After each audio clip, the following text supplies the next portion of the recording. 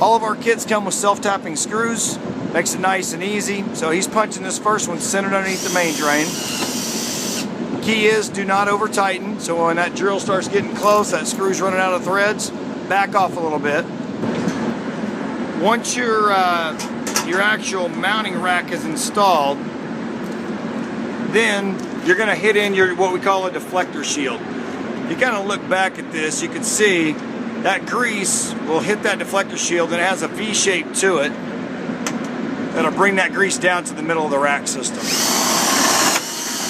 Okay, I wanted to mention a couple of key features that we've got with the flush mount mounting bracket that we use, which is the orange bracket here. One thing that's really nice about this is sometimes your curbs come out and they don't necessarily sit nice and straight. Maybe when you put your rack system in place, you may find that the curb makes it run downhill, or rather it may go uphill. So one thing that's nice about this is the way we've developed these feet is if you'll come in, you just kind of pry up on these feet. We're going to try and make this thing lean up. Just exaggerate a little bit. What this is going to do is it's going to change your pitch. I don't know how well that video is showing, but the rack system's actually coming up in the air a little bit in the front end. Now if we remove the rack back, we kind of pull these things back down and square it back up. Little needle nose pliers, vice grips. That take a lot of torque.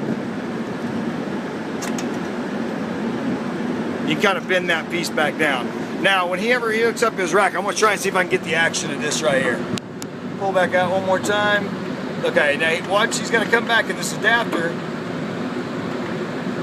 See how that receiver just kind of pins that back in, and it rests right here on that foot. Now, one thing that was a little bit unique about this brand new install that we did was we've already got a factory hinge installed that made us push technically this rack system a little bit off-centered. So if you look, this box sits just a little bit to the left of center. The nice thing about using a deflector shield is anything that hits over in this area is going to redirect, and if you notice, he's got his deflector shield centered right in the middle of that box. That way everything's going to funnel right to the pillow. Alright, next step is to install the actual oil absorbent pillow inside of your rack system. Now if you'll notice, we bag every pillow from Driploc.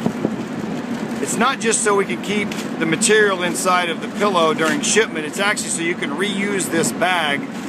If you're doing a filter replacement, you got a nice bag that you can turn around and use to throw away all your dirty debris and things like that.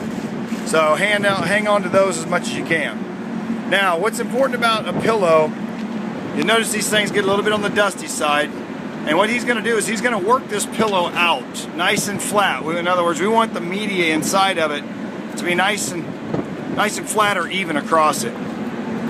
He's going to set it down inside the rack system.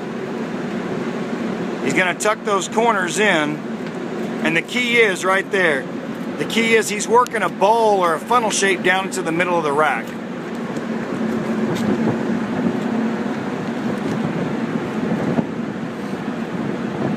He's going to go ahead and make sure everything's good.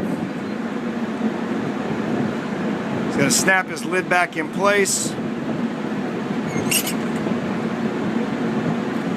Easy enough. Now, a couple of things to take away from that is whenever he puts that filter media inside of here, or his pillow, it's detrimental that he covers this drain hole, not just with the pillow material, but with the actual filter media.